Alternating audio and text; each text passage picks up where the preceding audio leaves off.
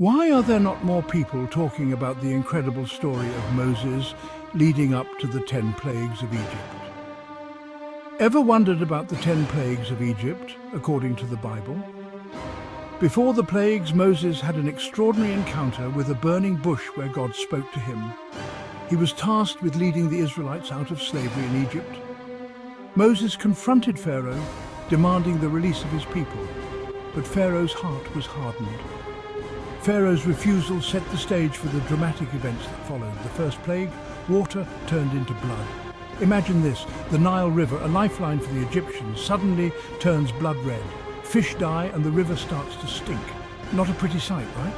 Next up, we have the plague of frogs. Frogs everywhere. In homes, in beds, in ovens. Talk about an amphibian invasion. Then comes the third plague, lice. Gross, I know. Aaron strikes the dust and it turns into lice, infesting people and animals. Itchy yet? Moving on to the fourth plague, flies, swarms of them. They filled Egyptian houses and covered the ground. It was pure chaos. The fifth plague was a deadly pestilence that struck the livestock. Horses, donkeys, camels, cattle, sheep, you name it. The loss was devastating.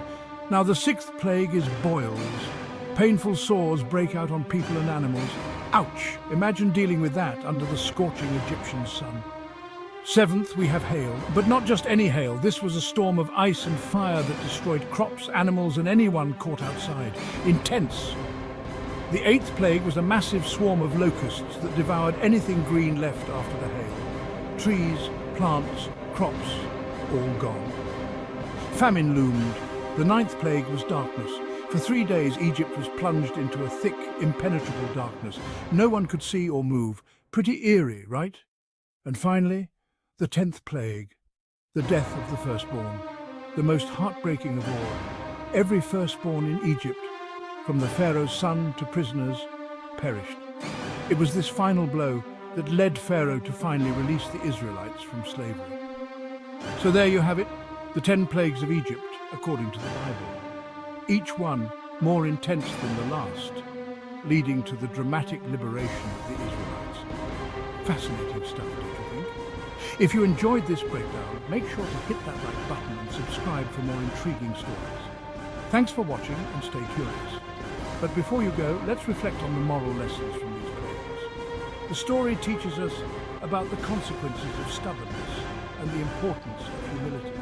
It also highlights the power of faith and the strength found in unity and perseverance. Ultimately, it's a reminder that compassion and justice should guide our actions. So, let's take these lessons to heart and strive to make the world a better place. Don't forget to like and subscribe for more insightful content. Thanks for watching and stay curious.